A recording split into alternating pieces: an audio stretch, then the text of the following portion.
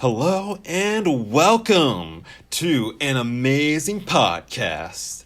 This is the Supreme Jujutsu Sorcerer D. This is the number one Yuki fan, Modi. Hey. Perfect. And we are talking about the grand, the exciting, the exponential, the wet fart finale of Jujutsu Kaisen, the Shibuya arc. What did you guys think? People are gonna hate us, I think. Yeah. Like we've been covering the Shibuya arc and it's been nothing but negative for the past several. Whereas like you go to any other thing talking about Jujutsu Kaisen right now, everyone's like, "Oh my god, it's the Shibuya arc! It's so amazing!" Oh. So this is what we get for not reading the manga. Yeah, I think this last episode, it wasn't as bad as I expected. I mean, I feel like it would have been worse if they had somehow freed Gojo in like some fluke way. I'm actually kind of glad that they didn't manage to. But on the other hand, if Gojo wasn't gonna be freed, then I feel like it lasted too long. You know. I like it, one, because it finally fucking ended it. And two, like I like seeing, this is like one of the few times I get to see like the world's reaction to like a big event happening. And I know it's like pretty slow for a lot of people, but I thought it was pretty interesting for the most part. I will say, like with anime in general, it feels like we move so fast into like completely changing the whole dynamics of the show to the point where it's like hard to like miss what we lost at this point. Yes. If that makes sense. Okay, so for me, to start things off, this episode, like I remember, Matt, you gave the previous episode a 3 out of 10. I think I gave it a 7. I'm probably going to lower it to 3 out of 10 for this episode after watching this episode. But let me break down what. Okay, so I really agree with you. I really enjoyed the quiet moments of just having the world react to that and just seeing how life is going on, how like the government is dealing with all of this stuff. I really enjoyed the like horror scene with the girl and like the convenience store with the anglerfish curse.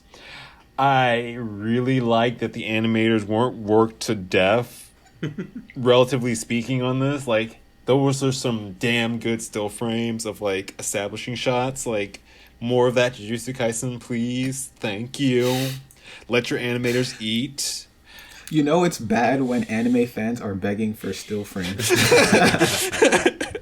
I mean, to be fair, like the still frames served a pretty good like narrative purpose to show you how empty the entire, and just it kept going back to that one frame of like the entirety of Shibuya being like wiped out. As just like this sort of ominous like black circle in the middle of the city, and I thought that was like a pretty good use to like really hammer that into your head about how like awful this whole thing was. Yes. Okay, so for like taking it from the top. Yeah. I hate the Kyoto school so much. Like, Mekamaru literally died just to keep them out of the conflict, and they show up anyway, get immediately frozen. Miwa, the girl he legitimately loved, literally challenged the end boss and would have gotten obliterated if it wasn't for like a random character like coming at the last minute to save her. And I was expecting like, okay, they're going to team up. It's going to be a big fun battle. Motherfuckers just get frozen. Yeah. They no point to reintroduce that character too. She just like showed up and then it ended. Like, they literally only stood there just to give the villain someone to monologue to. They literally. I don't know why he couldn't have given that monologue to you. I guess maybe I do know. It makes sense, but yeah, it was kind of weird. Like, they could have cut that entire episode out and would have been perfectly fine. Also, God, I really don't like how Jujutsu Kaisen writes its magic, because I'm listening to like fake ghettos like, oh, here's my evil plan to like correct the world, and I'm just like, my eyes just glazed over so hard reading all of that. Oh, that's too bad because I was gonna ask you guys to explain this to me. Okay. Oh yeah, same thing. I was gonna ask you guys to explain to me like what Ghetto was talking about because I completely like I didn't fall asleep, but I like completely just went into my domain expansion beach. It just didn't get any of that. Okay, so long version is sometime in the background, Geto was just carrying, like, you know how, like, Sukuna's spirit was, like, sealed in his fingers and everything? Apparently, there were multiple other older sorcerers who did the exact same thing. So Geto was just going around force-feeding people those, like, different artifacts. And then he used Mahito's power to reactivate all of the dormant cursed energy within each of them. But English version, he used Mahito's power to give a bunch of random people in the world wizard powers, and he wants to, like, create, like, a giant natural selection-esque kind of scenario where you have an absurd amount of curses running around, you have the public super panicked, with the intent, and Gojo's nowhere to be found, so with all of the intention of just natural selecting out the most advanced, purest form of Jujutsu sorcery. Wait, but what's the point of that? Because won't the people who, like, all the non-sorcerers who didn't have an artifact implanted in them, won't they all just die anyway? Yep, yeah, break a few eggs. Okay, I see. So then the people that are implanted, like the other Yuji-esque people, they're going to be fighting, and, like, it's going to be survival of the fittest for them. Not really for the non-sorcerers, because they're all just going to die anyway. Yes. This is just for the people who have some sort of power. Let's learn how to use magic and it'll be fine. Okay, I see. Also, okay, so then what is... I was going to ask, what is... Okay, so I guess that's... I understand that that's what his plan is. What is Yuki's plan? Because I know she was talking about how there are two ways to, like, accomplish this, and so what is hers? Is hers to just eradicate curses, or, like, what is her idea? I think it's to fully optimize and master, like, magic abilities so that people wouldn't release cursed energy as much to create the actual cursed spirits. You know what I think would be like a reasonable like heroes like the good guy solution? Create a better society, create a better world in which people don't manifest cursed spirits as much. They don't feel as much like negativity about things, and you won't have this like happen all the time. It's like it's So the same kind of woke of arguments you. being made about like, oh, instead of like improving society, let's just like throw more police at it. Let's just like kill more people. That'll make things better. And it's just I think it would be interesting if I can see that, like, I think it'd be interesting if that was like a protagonist goal, like, you know, maybe if Yuji wanted to do that, but also I just don't. This is a battle manga, so I just don't see how that would work. Like a literal protagonist, like, you know, world piecing his way to success. But like, I would love that for like to someone have that ideal, like even not even like Yuji, just like have a character whose ideal is that I just like engaging with the philosophy of the show. Okay, you know, I would something. love Naruto actually does something like this, and this is actually the main issue that a lot of people have with Naruto, is that his whole philosophy is pretty much counter to what you would want in a battle shonen. Like, he gets like this reputation for being like, they call it talk no jutsu, which is like Go ahead. Yeah, he pretty much like overcomes the villains by talking to them and like making them change, right? And like the reason people hate that, like, on its surface, I don't really think it's actually a bad thing. But the reason people hate it is because people are there for fights. So if you do that in a series that's all about fights, it's just I don't think it would work, even with Jujutsu Kaisen. It's fun to still do it, and like kind of that's what the protagonist has to like grapple with, is like trying to maintain that ideal while in a world that just doesn't want to listen to him. You know. That's the funny thing too, because like everyone praises how like empathetic and kind Tanjiro is in like Demon Slayer, but all the fights just end up with like him murdering everyone. Like Naruto actively like tries to talk people down like 9 out of 10 times, and Noah's just like, yeah, Naruto's just that violent meathead. He should be more like Tanjiro. But honestly, I would love I would love to see like that's the alternate. That's the like good ending for Jujutsu Kaisen. It's like where like the blonde haired girl is like talking with Geto, and she's like, well, instead of like saying like, well, if we just wiped out all the humans, we wouldn't have to worry about curse spirits. Instead, she's like, well, if we just had better infrastructure, more access to mental health, everything, and then all of a sudden Geto just goes off to like become a politician to like advocate for mental health issues. Yeah, that's the thing. That's literally what would have to happen. That's the sad thing about it, because that's literally what would have to happen. And Geto gets therapy, and that like everything just ends up way better. You know what would be interesting if they made like there was like another party in the series who actually wanted to do that, and Yuji was like kind of turned into an anti-villain because he didn't want that. You know, that would be kind of interesting. Well, you could say that the show's kind of doing what I was saying. Like Yuji's kind of a character who's like, I don't want to like fight people like that. I don't want this. And then like because of that, like Sukuna is able to kind of just take advantage of him.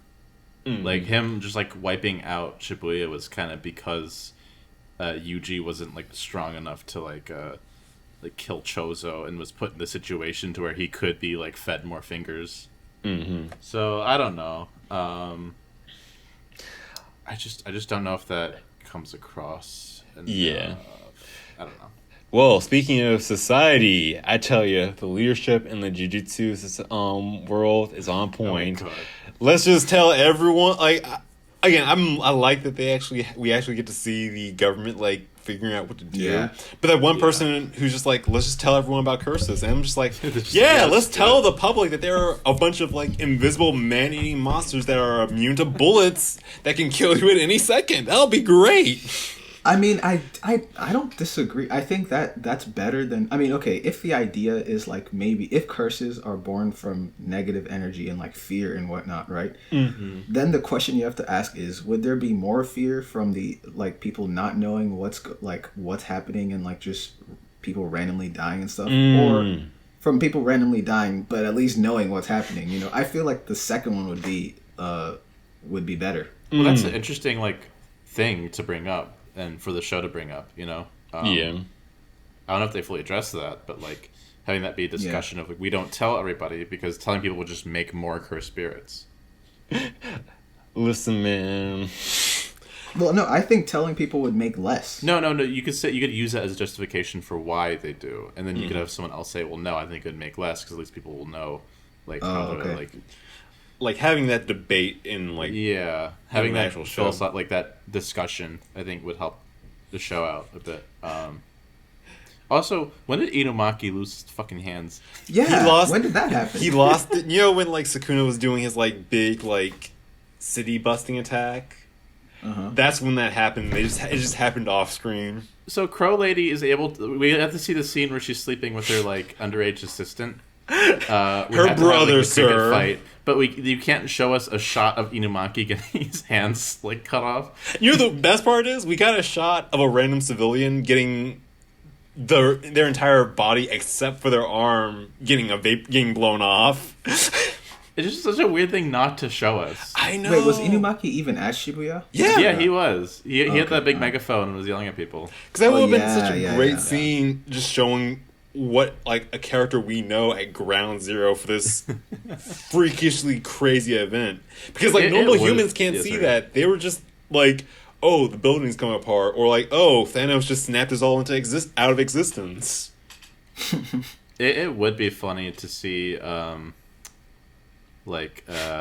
Inumaki just in another part of the world, just like having like soup or something, and then like Sukuna's cut just randomly like goes through his house and cuts his arms off. See, I was picturing just, like, wasn't even related to it. See, I was picturing something else where he's just like directing like civilians away, then all of a sudden like he extends his hand to point, and all of a sudden Sukuna just comes in and just blows it off. Just comes in, rips his. Also, like, I don't know if that really. That's like Toto losing his hands is like pretty impactful because it's like, well, that's his ability. Yeah. Inumaki losing his hands, he didn't need that shit anyway. Also, you know something I really want to know? What's the purple cross like for Jujutsu sorcerers? Is Toto supposed to just like retire and go to like regular high school do they get like compensation? Like, Does what's it matter his if it's his physical hands? Because he clapped his stump, didn't he? But he didn't like the attack didn't trigger off. Oh, it didn't trigger. Oh, you're right. Okay. Mm-hmm. I still have hope that I wish they had showed it, but I still have hope that he's gonna get healed. His hand's gonna get healed. Yeah. Cause like that's what I'm wondering. It's just like Because that's a huge nerf for Toto. Do you guys get do you have retirement? Like, what kind of job is be this? funny. 401k? It would be funny if they canonized him clapping his cheeks as his workaround. Hey, that's already canon in my mind. I don't know about you, but Even Listen. he could like click his toes, you know. Listen, that's gonna be the final fight. It's gonna between Yuji, Choso, Toto going up against Sukuna, and you're just gonna have the scene where like Choso and Yuji are just blinking between each other, and we're just gonna have like Toto in the foreground just clapping like crazy. Now here's how you win. Here's how you beat Sukuna: is you have Toto go on a rocket ship out into space, and right before he jumps out, swap with Sukuna, and then he just dies. That's how you beat. That's how you win Jujutsu Kaisen. honestly, why wouldn't that work? I feel like that might actually work. I think you have to see them. Like I think you have to be within eyesight for it to work. Mm-hmm. Oh, okay. Or maybe not, actually, because Toto's not looking at people when he switches with them all the time. Yeah. I'm sure there's like a distance limit. I'm sure. Yeah. Listen, I'm sure in the manga there's like 3 pages of exposition explaining why that wouldn't work. Right. Also, moving forward from there, the execution list in this is really effed up. Like, I get like Geto being on the kill list. I perfectly understand that. That makes a lot of sense. But Gojo being an accomplice, this whole thing was to rescue him. He was a literal hostage. He was And the I only get- reason why they didn't do this sooner. Like, why didn't they announce that anyone who's going to rescue Gojo is going to be executed earlier? This could have saved a lot of issues. This makes no sense. I don't understand it. Is Is there any explanation? He's or probably a is it just, scapegoat for like their failure. Like that's what I'd imagine they're doing. Because why like, would you scapegoat the most OP person like in the world? Like, why would Because- you do that? Like they don't know what's really happened. To, like it's like he's a very easy person to scapegoat because he's like someone like who you could shrug that off to and be like, oh well, it's his fault. He went missing here. And so everything that follows is going to be his. Also, I'm sure like that old dude was like probably in charge of like giving this instructions, and he hated him. I think Yeah, but okay. I mean, I know you're just throwing out. I mean, like, I'm not probably like. yeah. Yeah, I but, just like, think it's a weird decision to be like, hey, we're executing Gojo for being an accomplice. Yeah, because it makes like, okay. I think the other If thing about it is they Sukuna- established that Gojo was like a constant pain and was like it was creating a power imbalance between them. So having him out the picture kind of cements the authority of like. Oh, the another higher thing up. you could justify is that Gojo was in charge of Yuji, and was like one of the main proponents of like keeping him alive. Same thing with the principal. Mm-hmm. I You could really say they hope were it's like none an of those. accomplice to Sukuna because Sukuna is the one who did it. I really hope it's none of those explanations because I think all of those are so terrible. Because like it doesn't, none of that matters when you like literally curses are on the loose. Like the public is about to find out. Sukuna is like about to destroy everything, and then the fake Geto too. And then your most powerful person, no matter how you feel about him, no matter how you feel about Yuji. Like, why would you make him into a target when you have literal curses running around that you need to focus on? Yuji It makes no did- sense. Yuji did the big explosion though. Yuji did the big nuke. Yeah. Yeah, I'm talking about Gojo. Oh, okay. If you're Yeah. gonna target Yuji, maybe I missed. I feel like targeting- If you're gonna target Yuji, that makes sense. But if you're gonna, why wouldn't your first priority still be to free Gojo instead of making him an execution? Well, they target? probably That makes no are, sense. but I think it's one of those things where it's like, as far as like the public is concerned, like Gojo is the reason, is like part of the reason why this all happened. Well, they haven't told anyone. The public doesn't know about Gojo. Well, as far as like Jujutsu Society, Yeah. probably. Okay, yeah. What do you mean by that? Explain. Like Like- there like were as in- sorcerers who weren't on Yeah. at ground zero for that, so that's probably like the big public announcement to the other sorcerers. So it's just That like makes no sense. Okay, I mean, I know it's not like you guys are writing this series, and so Yeah. I'm not like trying to attack you guys, but I'm just saying that makes I refuse to believe that that's what it is because that just makes negative sense. Like, none of that matters if Gojo, if you know objectively that Gojo's on your side, why would you want to target even why do you care about why do you care about keeping up appearances and finding a scapegoat and finding someone to blame when literally the person who's actually on your side is the most powerful person ever, and you have more important things to worry about? Like, why don't you just blame the person who's actually responsible? Geto, you know what I mean? No, I don't see it as that way. Like, I think it's more of a, because they actually can't feasibly track down and kill Gojo, but I think it just adds to their public image to be like, okay, well, Gojo's on the execution list because he was an accomplice, and that's why we failed. Mm-hmm. Because you could see this as a total failure of the Jujutsu society actually working. So you'd be like, when you say, oh, well, Gojo was an accomplice in this, especially since he was the one, you could say oh, Geto's still alive because Gojo never fully killed him or something, you know? Okay, I understand that, but do you see what I mean when I say that? Yeah. You see, your public perception shouldn't matter at all compared to actually saving the world, and if you actually want to save the world, making Gojo a target is the dumbest thing you can do. Especially since he's the only person who could feasibly take down Sukuna if something else like that ever happened again. Yeah, no, but I'm saying that's not actually their plan, really. It's a public statement. Because so you're saying they're actually on the side of fake Geto? No, I'm saying that they're just saying the stuff to save face. I don't think they're actually going to. Their goal isn't actually hunting down and killing Gojo.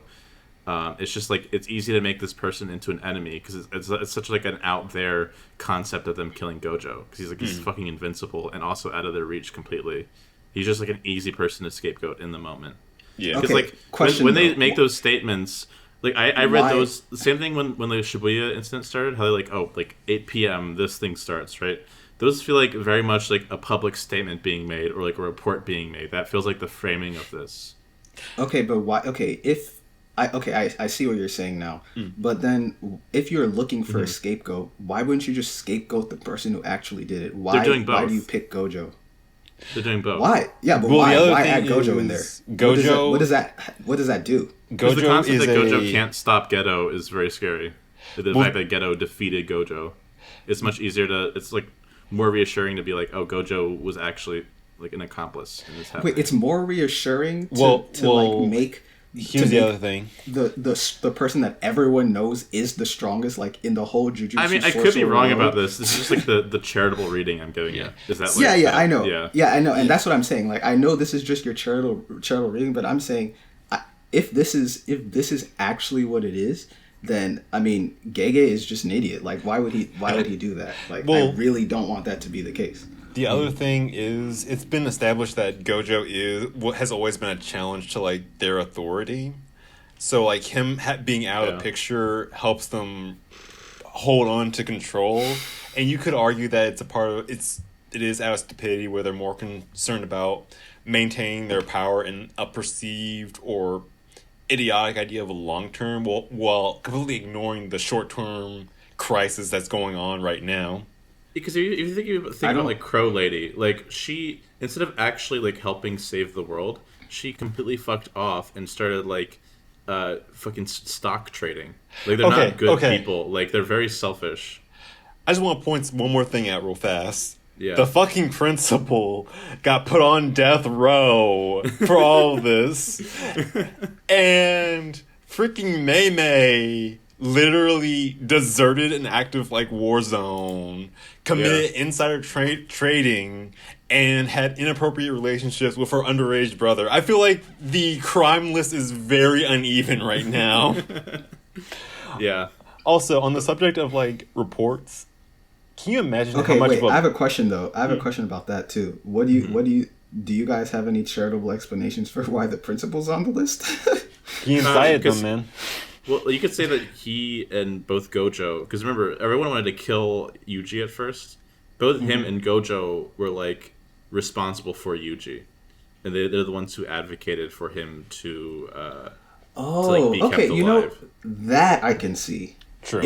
But even so, it's still a dumb decision. But from the perspective of the Jujutsu society, the society itself trying to like save face and like Yeah. putting someone to blame, it's very easy to be like, well, Yuji was a student of this principal, so let's just kill the principal. Okay, And I be can done see with it. that. Yeah, if their whole thing is we need like we're blaming them because they're the ones who vouched for Yuji. Okay, now I can see like Yeah. an Yeah. argument there. Yeah, okay, I see. Although makes sense. one other thing I wanted to point out is in terms of this being a report, can you imagine how much of a fresh hell it would be to get a status update from like Toto? I'm just picturing it's like, yeah, so then my brother threw me and I started A posing through outer space and then I flew into a black hole and I punched the cursed spirit Mahito. Then he was coming at me and then Tanaka-san was there and we beat him up and I high-fived him and then my brother flashed him to death. Do you think they're gonna do a thing where it's like the main sorcerers are like kind of breaking off from the main organization and like going into hiding or something and doing like justice on their own? Like having like a team trying to like I can see protect Yuji. that. Definitely. I But think I've been wrong about so many things, so many predictions this season. Like that Yeah. seems like the obvious thing that would happen, but I mean, who Yeah. knows? Maybe not. because the way I'm kind of seeing it is, and this is my prediction, is Yuji is going to break off because he has to help, because the whole, like, I can't die now. I still need to, like, fight off all these curses. I need to save Gojo, yada, yada, yada. And then you're going to have Yuta come in, and that will be the main conflict for that season. By the way, so you guys still need to watch Jujutsu Yeah, Kaisen we Zero. need That's to where watch that that character movie. comes from. Wait, who's that? Are you talking about Okotsu? Yeah.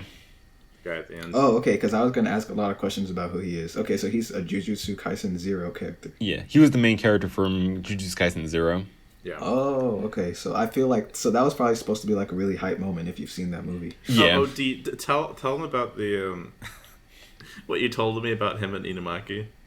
Oh yeah, so they shared they had like 5 minutes together and they only shared like 3 lines of dialogue and now they're best friends. They were Yuta was originally part of their class. Oh, okay. So then that's pretty much like Todo and Yuji. Yeah. It's the same thing, pretty much. 3 I lines. asked And him they're what his best favorite friends. food was, and he said salmon. I also like the idea that like that wasn't even his favorite food. He just didn't know what he was actually saying.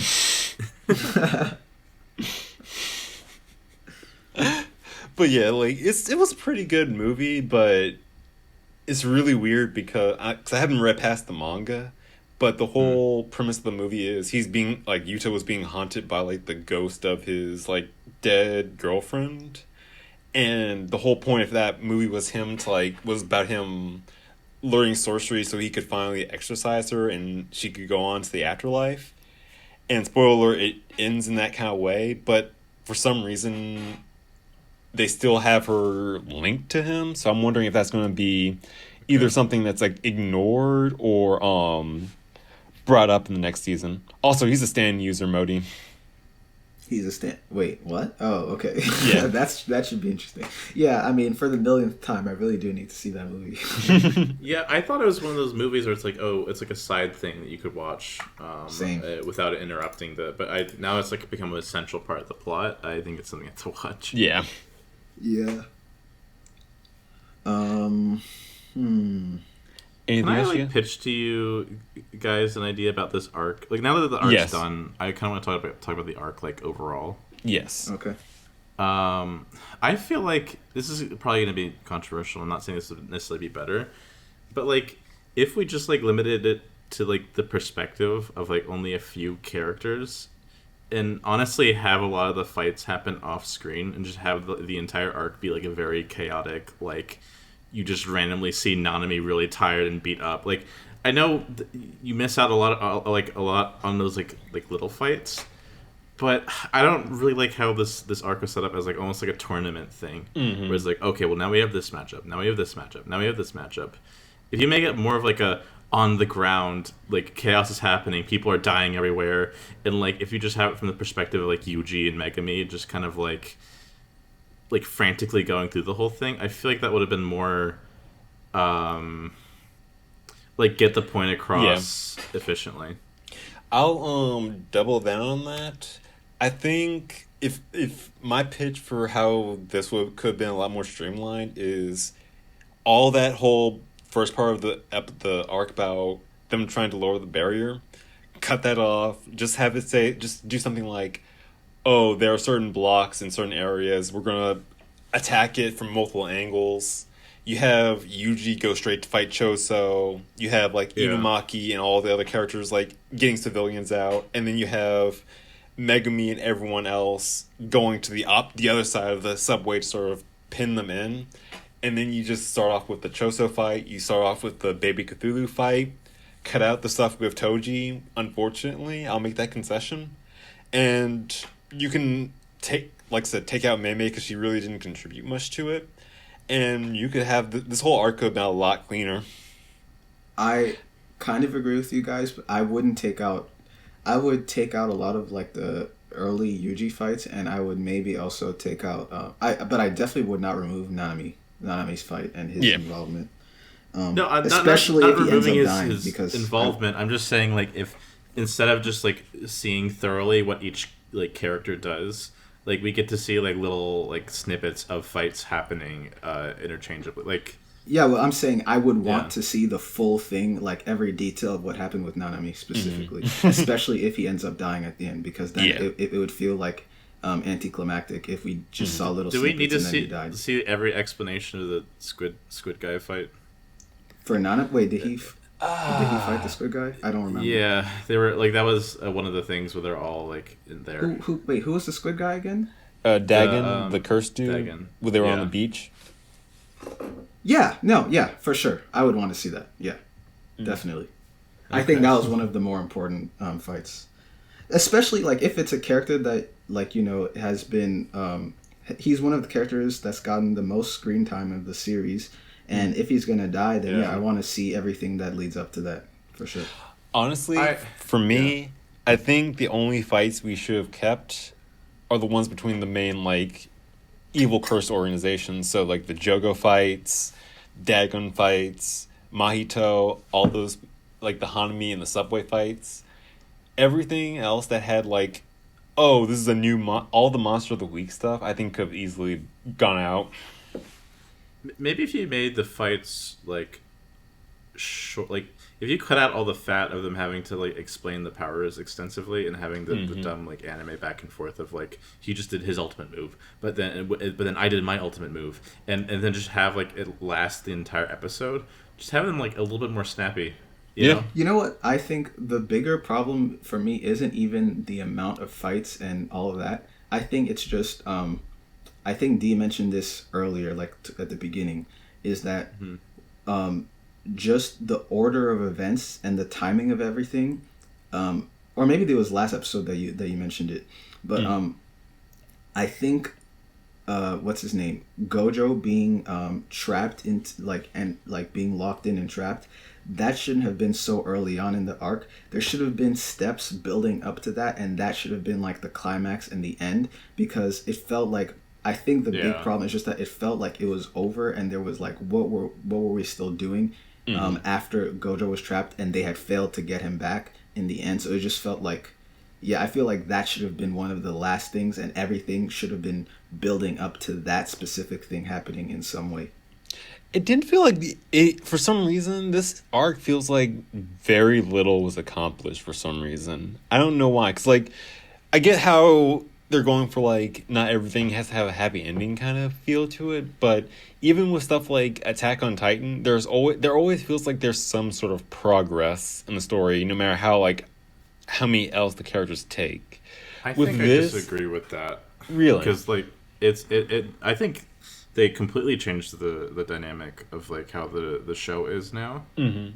But I still think it was like a little too.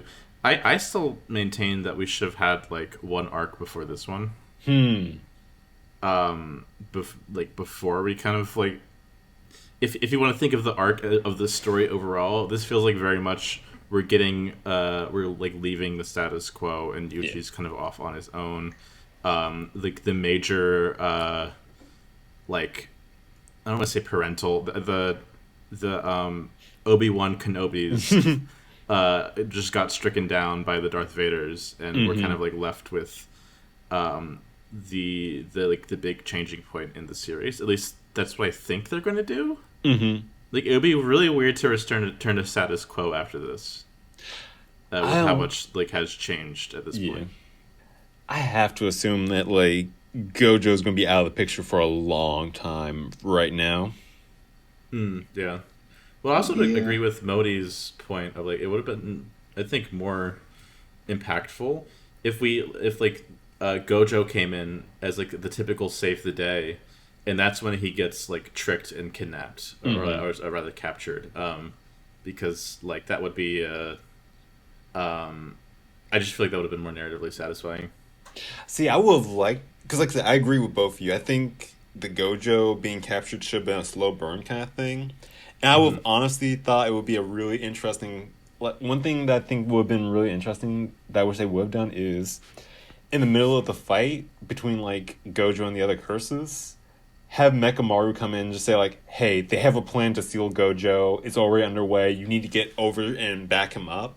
And then that way you have all the other sorcerers coming in knowing like, them knowing that Gojo's in danger, but you also have Gojo continuing to fight not knowing he's in danger.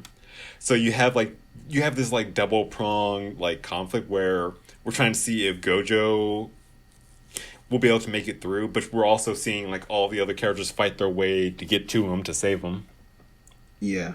I think it would have been a lot more like tension probably if the whole thing, like all these fights were happening with the idea in mind that they have two goals, which is trying to protect the people from the curses and also trying to protect Gojo from being captured. And like it builds up and builds up and builds up, and it gets harder and harder until eventually, it cracks. Some people die, and in the end, Gojo's captured, and then it ends like that.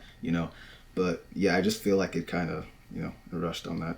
Instead of like to like sputter at the end, and then like instead of like we end off with like a big moment happening, it was like, well, I guess we have to fight Geto now. I guess we have to fight Mahito now. Nah. Yeah. I don't know. I mean, maybe if I believed more that Navarro's dead. Yeah. Go on. It would have been interesting if like when Sukuna gets unleashed, right? Maybe like if the reason Gojo ends up being caught is because while he's in the middle of like either fighting or protecting people or something, right? Sukuna goes on his wild rampage, and like Gojo has to do something to like end the rampage, but in doing so he like leaves a major opening, and that's what gets him caught. I feel like that would have like been a good way to end it.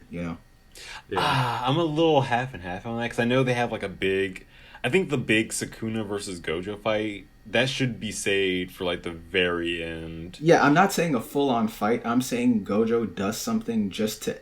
He doesn't necessarily fight, what's his name? Sukuna head on, but he does something like just to end the carnage, right? To end Sukuna's rampage. But then in the process of that, he also puts himself in a vulnerable position. But yeah, I agree. I wouldn't want the... It would be nice though if there was like a little teaser, because I know the Gojo versus Sukuna is coming up, right? So it would be a nice teaser to like what's gonna happen later on when they actually fight each other. That would actually, I take that back because that would be fun because you could have like a nice 3-round structure between the two of them. Because like the first round when they're at the school, you could say Gojo won indirectly, loose ends. Yeah. In this situation, you could say round 2. Sukuna wins, and then you have like the final fight between the two of them, and you get that whole like one win on both sides, 1-1, who's gonna win kind of thing. Who's gonna win the final round? Interesting. Yeah. I just feel bad because I feel like this arc is trying to do something really cool, and it's something that I would normally like. I just think the execution was kind of off, and I feel like just the kind of all the kind of shonen anime tropes of like how fights normally go, kind of like made it really tough to get through sometimes. But they were like trying to do some like really neat things, Can I give a really spicy hot take? Yeah. I feel like the animation for this season carried it violently hard. Like, I I think don't think that's a. I mean, maybe it's a hot take for most Jujutsu Kaisen fans, but for me, that's not a hot take. because like when I think Yeah. of like what happens from a story standpoint, I can't really think of anything. Like, I know a lot of characters died, but again, that's more action oriented. I know we had that whole twist about Choso's like being some like possibly being Yuji's brother, but a lot of that stuff was like back ended, and yeah, we did find out. Like, I feel like a lot of the big story moments happened at the beginning or happened directly at the end, and a lot of it was Yeah. just like fight, fight, fight, fight. Yeah. Yep. Yeah. Well, we didn't have time to develop story because, like, again, like you said, it was just like fight scene over fight scene, and I'm honestly not really interested in like weird bald guys' power systems, especially when he's going to be like out of the story like immediately, you know. So like, I guess it's cool in a sense that if you want to see cool fight scenes, but even then, it's like a real drag, and character deaths only matter if like we really understand the character. And the biggest like fake out that we're gonna get is like Nobaro dying. It's like, well, to be honest, she was kind of the weakest out of the main three, as in like the story didn't really develop her a lot before this point. And that's the other thing. Like, a lot of the best fights were the ones that had build up. Were between the characters we know. Like, we got Right. to see, like, I will say that I didn't like the Mechamaru fight was amazingly animated, but I don't know. When I was watching it, I was really annoyed because I immediately knew they were going to kill him off, and I knew we were going to like lose a character who could have gone through way more development. And it's the same thing with a lot of these other things where it's just like Buff Mario, Old Lady, Jesse Pinkman, Grasshopper Man. I honestly wish the Mechamaru fight was kind of just like a very short and sweet thing, where it's just like he gets like it's kind of almost like brutal in that way instead of getting like an extended fight scene where they fight in mechs and have to like do a bunch of like, I guess that's really fun for some people, but I just kind of like as far as like narratively we know where it's going. You are literally talking to one of those people, and I can say that it just didn't land for me. I kind of would have preferred if if it was the kind of thing where he gets brought back, but as soon as he like summons all of his clones, Mayu just dashes forward and just puts him down. Yeah.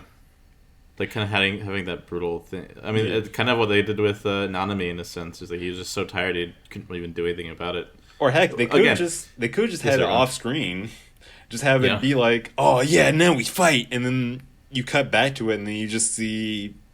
You have like all the other sorcerers come to the location. And you just see a puddle of Mechamaru blood.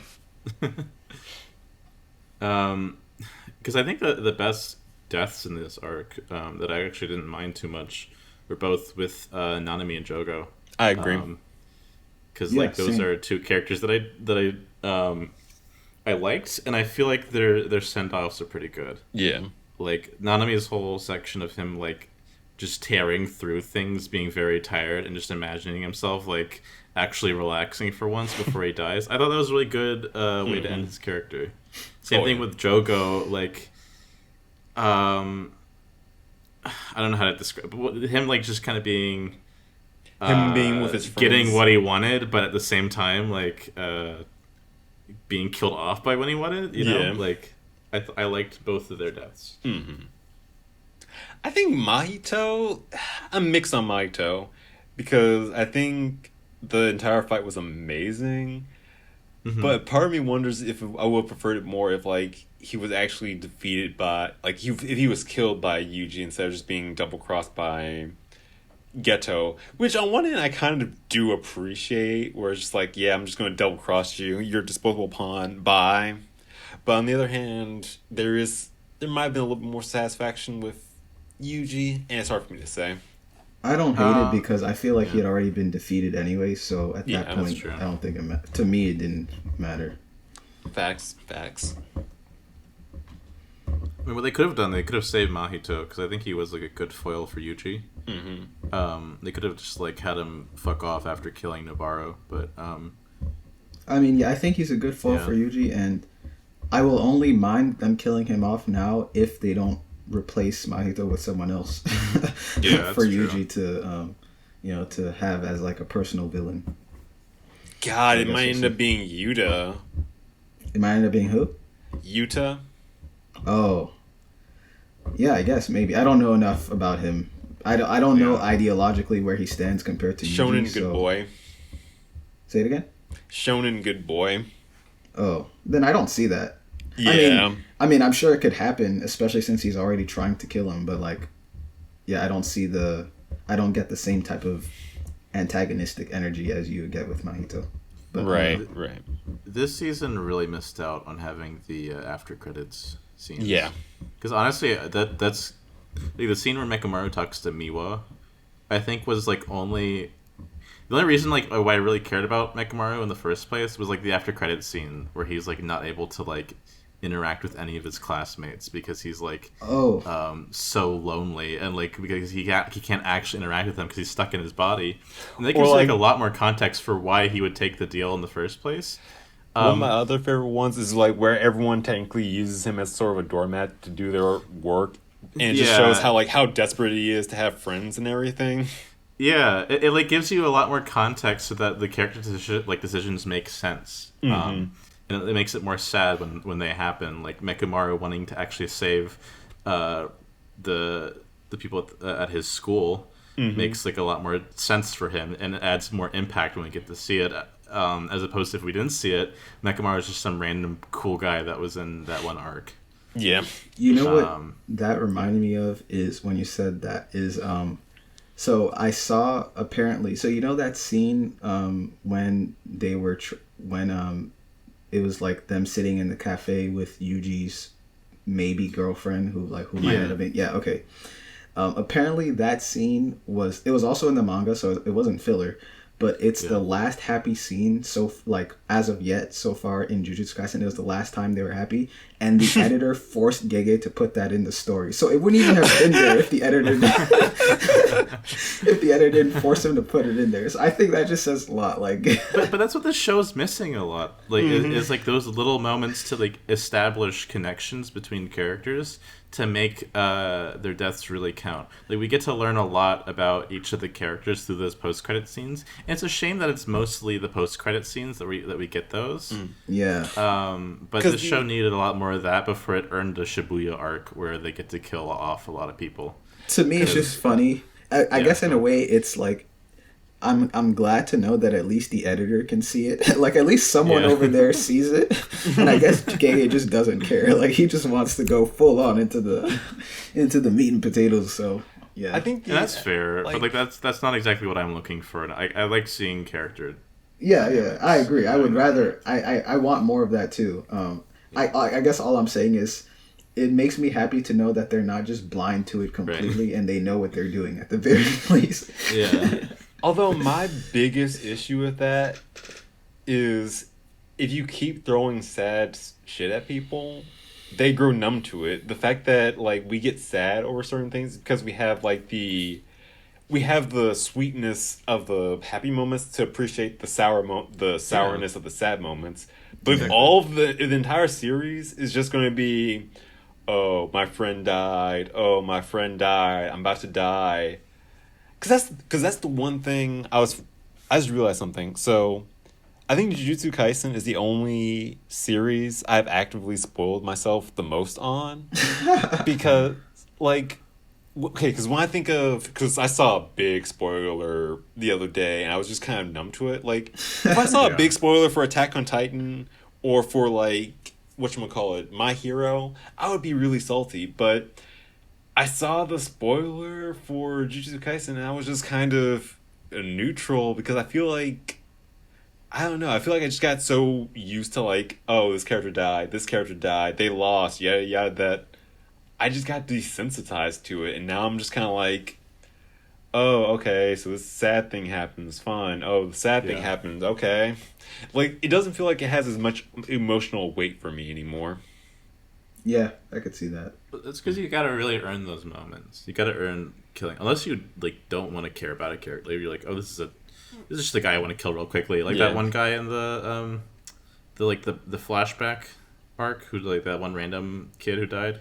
Like, that was never a character that they were gonna like develop, right? But You're I mean, talking for some of these about bigger Guy? moments, like, it doesn't Are you it talking about doesn't Junpei? count when Oh, you no, show. no, No, the, See, that's the problem. I can't remember the dude's name. Yeah, I know. I what don't you're think he talking even about, had though. a name. I don't even. He got a name definitely, but He liked sweets. Are you saying like sweets guy wasn't like a hyper emotional death for you? but it doesn't count if you do Nabaro's flashback where she's a kid or whatever. Like right before you kill her, you can't do it. Anime does this all the time. They're like, "Oh, don't you feel bad for that one lady from Promised Neverland who's like that one maid lady? Let's give her a flashback real quick right before we're about to kill her." And it's like, no, make me care about her first. I know what you're doing right before you decide to kill. You can't do this. And if you're going to do the flashback, at least do that before you introduce the character. At least that way, while we're like interacting with the character, interacting with them, we know what's driving them.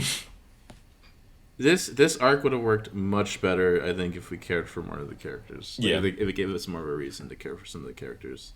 Mm-hmm. And if it wasn't so damn slow on like every fucking fight scene, oh my god.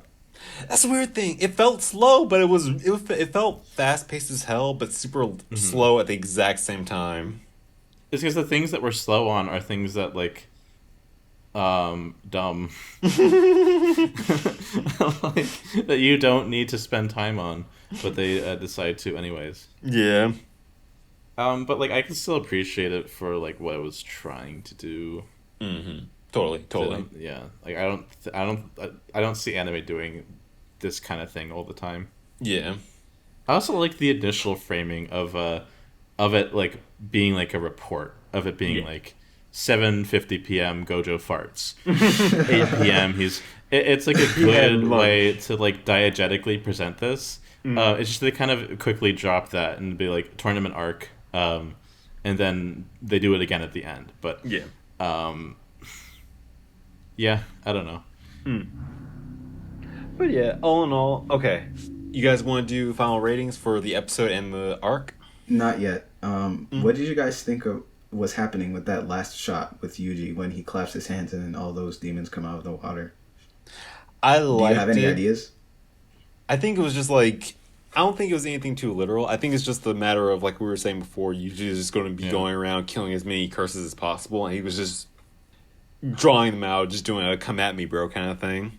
Oh, okay. I think it was just a fun framing sort of setup for it. I agree. I think it's an indicator that he's like really strengthened. He's like kind of grown past old Yuji. Is kind of strengthening his resolve of like, I'm gonna fucking wipe these things out because that's my purpose. Okay. And I think him using the clap too might be kind of a reinforcing of like what Toto said to him, of him just like to keep fucking going. I don't think he's literally using Toto's power, but I think like he's kind of keeping what Toto said in mind. Is the you remember his line where a clap is a declaration of one's soul? When he's clapping, he's declaring like, I'm gonna kill all these curses. Oh, okay, that's cool. Okay. I told you Jujutsu Kaisen was deep, you guys. Yeah, clearly it is. Okay, and then one more thing before we get to the final stuff. I just wanted to say that little girl. I mean, I know she's just a little girl, but she's kind of dumb. She's like, stupid. Didn't your parents teach you not to go towards strangers who are offering you gifts? Like that's like rule number 1. Well, to be fair, especially when that's like flying up in the air. Yeah. I would not trust that. I would run away. To be fair, she was clearly a runaway, so her parents couldn't have been that good. Yeah, I guess. That or her parents were dead. Yeah, I thought she was like in the dead. middle of a war zone. Yeah. Yeah. Okay, but yeah. So what were you gonna Listen, say? she was offering like no parents, no siblings, no teachers. What child couldn't resist that? She was even. Oh my god! I wonder if the whole her floating is a Pennywise reference. No. Fair enough. We all float over here. By the way, is the season over? Yep. Like, Yeah, is it done? this is it. Okay. Yeah, Cool. weird place to end. Usually it's 24 episodes, but hey, I mean, if it's 23, it's 23, I guess. I feel like this season ended better. Like, in terms of where the season ended, I think this was a better spot than where whatchamacallit, the first season ended. Yeah, we had sure. that critique last time of it. Again, it felt like it was puttering out. This one actually had like a full end to the arc, so I feel like it did end it here better. And after seeing season 2, I'm glad season 1 ended where it did, because it would have been weird to start off season 2 with that baseball episode. Yeah, that's true. Yeah. So I guess I'll just go and get my final review first. I thought overall the season... Okay, so I thought the flashback was probably the best arc. The Gojo Ghetto flashback was probably the best arc in Jujutsu Kaisen. Honestly, if it was just that, I would give it a 10 out of 10. The rest, though, the Shibuya arc, although it's over... I think it's good. Although it's good, I think it's been massively overrated by the fans. Yeah, and I guess I think it's decent. I've already talked about all the issues I've had with it, mainly pacing, and not enough characterization, that kind of thing. But I will say the animation, of course, was like top notch. I think I said this before, but like I don't think I've seen any anime with this long of a stretch of just 10 out of 10 quality animation like ever. So that's like major. So overall, with all that into account, I would probably give it like a 7 out of 10. The whole season. For me, alright, so for this episode, I'll give it a solid 7 out of 10. I like the look at how the world was reacting to everything. I liked Yuta's reintroduction. I liked the final scene with Yuji. I didn't like the opening dialogue info dump from Ghetto, and I thought the whole response between like the Jujutsu elders or whatever was kind of dumb. So 7 out of 10. I would give the hidden inventory arc, the flashback arc, I want to say 8.59 in hindsight.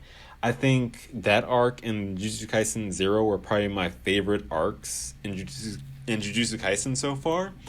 In terms of this final season, I will give the animation a 10 out of 10. I think this is the most fun I've had watching a piece of shonen media in a long, long time. In terms of writing, I would definitely give it I won't say it's bad, I won't say it's good, I would just say, pardon my language, but mid. It never really did anything to like really impress me. It never gave me any like really shocking revelations. And I feel like it could have been a little bit cleaner. So I'll give okay, this is gonna be a hot take. This is gonna be a really hot take. And we're probably gonna piss a lot of people off. I'm probably gonna piss a lot of people off with this. If I'm going with my knee-jerk reaction, I think the Shibuya arc, sans animation, just going off the story, I want to give it a 5 out of 10. All like outside of Jogo and outside of the villain deaths and Nanami's death, I was more annoyed at like the main character deaths of Mekamaru and Nobara way more than I felt sad. And again, it didn't feel like there was that much interesting writing. It just felt like more hyper exposition dump for like superpowers. And outside of the spectacle of the animation, it just, I don't know, it just didn't stick with me all that much on an emotional level. Yeah, I agree with your Shibuya rating. Sorry, there's that. I just want to say I don't want to overstate my like impact here, but I wonder if you guys would be having the same thing if I wasn't like also in the podcast, like constantly on the show every week. I think so. Because I think we agreed most of the time throughout this season. Yeah. In fact, when I think about it, this might be the one season of a show we've reviewed that we've like. I don't think we've ever agreed as much on anything as with season 2 of Jujutsu Kaisen. Yeah. Especially because I think even like season 1 we disagreed a lot. So. Yeah. I think it's just like, at least for me, I think doing this with you guys has made me has caused me to develop a habit of overanalyzing stuff and not just purely consume media. So I feel like if I was watching this 10 years ago, I would have been like, 10 out of 10! Oh my god, he punched Mario! Let's go! I But think. Sorry.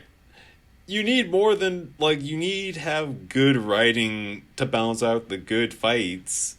And like I said, I appreciate this because the writing wasn't so bad that it detracted from the fight. So I praise it for that, and I praise the high heaven. That's why I would definitely say that this is a good arc.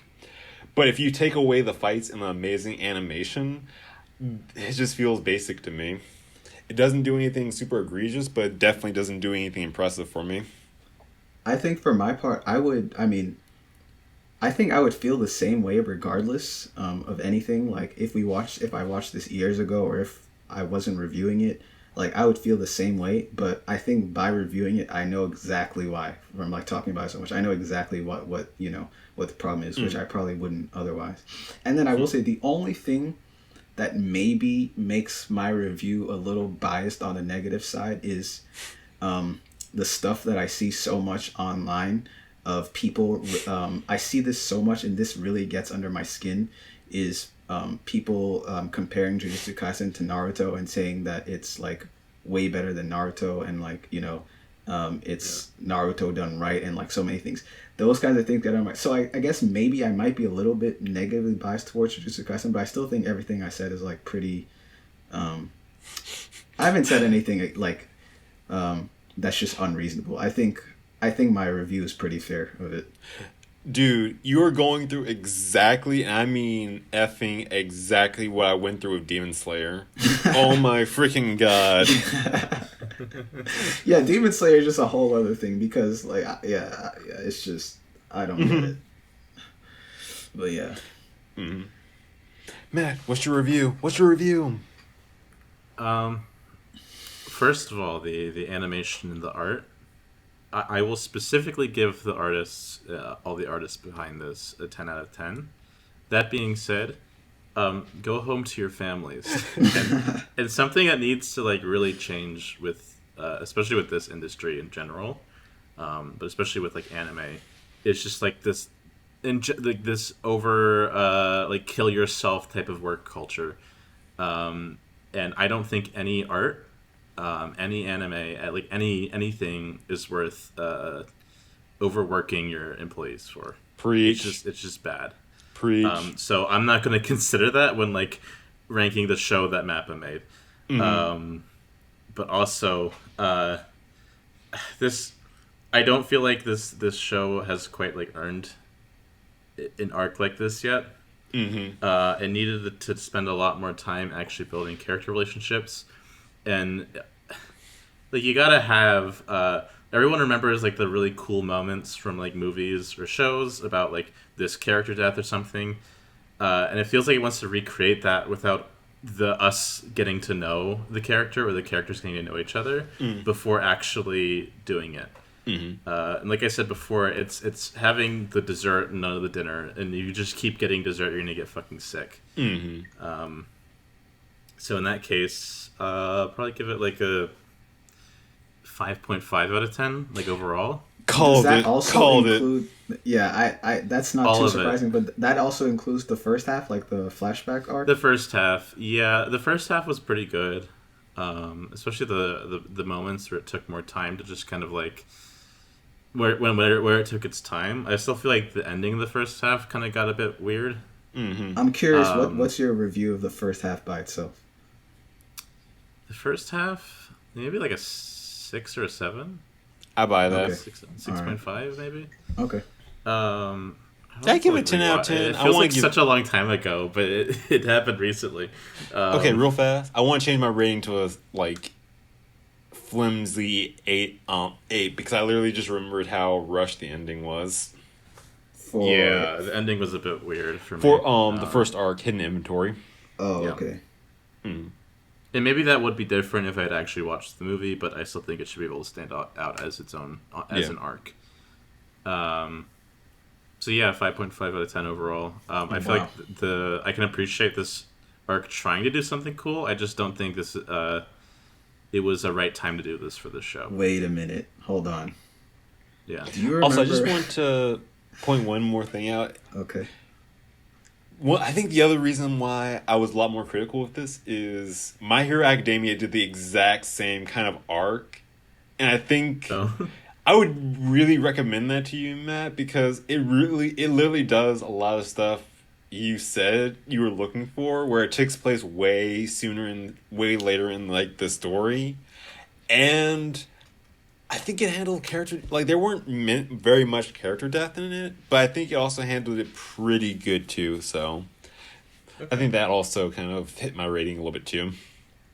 Okay, yeah. And before we end, Matt, I just I'm just really curious because this has the potential to be such a funny thing. Do you remember what your review for Mashal was? Oh. I hope to Whatever God it was below a 3. I hope it was below a 3. Because if Jujutsu Kaisen and Mashal are within 1 point of each other, that's just insane. I said a 5.5. That's like over average. I mean, yeah, fine, but I just need to know that you think of this as considerably better than Mashal, considering what you were saying. Yes, I do. I think Mashal doesn't have it right. Is like the byproduct of a very cynical system, and should be looked down upon. Not even as art, as to the same tier as like AI stuff. Actually, not really. I mean hyperbolic. Oh man, that's harsh. That's harsh. That is harsh. I'm kidding. Whatever my score for Mashal was, it's now a 1 out of 10. Okay, all right. Okay, kind of like I'm gonna be super spicy, but I think if I had to compare the two, I would probably give in terms of writing. It's weird. It's really weird because I think both Mashal and Jujutsu Kaisen have very basic writing, but I think I don't think they're comparable though. I don't think. I think Mashal- comparing them is crazy. Yeah. I don't think let me say bother. this. Let me say this. I think. Hold on. I can. Mashal is mediocre, but I feel like it doesn't attempt to be anything more. I think the problem with Jujutsu Kaisen is it attempts to be a lot more, but it only ends up as being mediocre. Okay. Maybe. I kind of want to see where the rest of the show goes before I can say that definitively. Yeah. Because I still feel like they're trying to build something that's interesting. But Mashal is like, how can we make the most generic show ever? And not do anything interesting or fun with it. Mashal is peak fiction, okay, guys? You guys agree? Mashal is peak fiction, all right?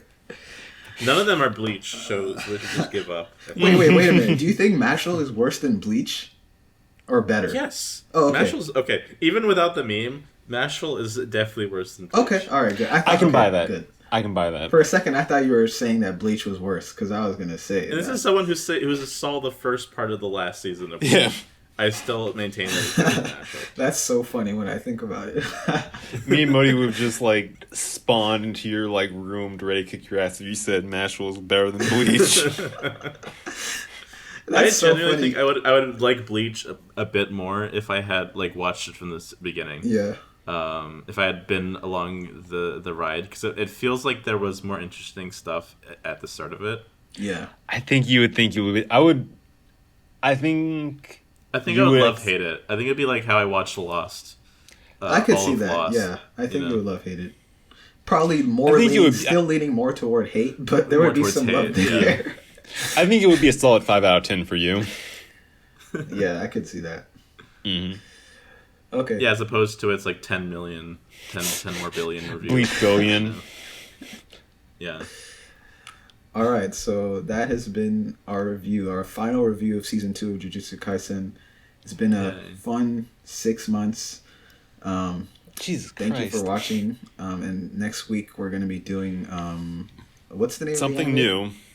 The Rouge one. The one that made the anime that was made in Anime Land. Okay, yeah, anime that was made in Anime Land. It's not a manga adaptation. And we're going to be doing first impressions of that, and then the next week, first impressions of Solo Leveling, and then after that, first impressions of Dining in Dungeons. So yeah, thanks for watching. Tune in for that. See you. Bye. Happy New Year. Bye. See ya. Happy New Year. Bye.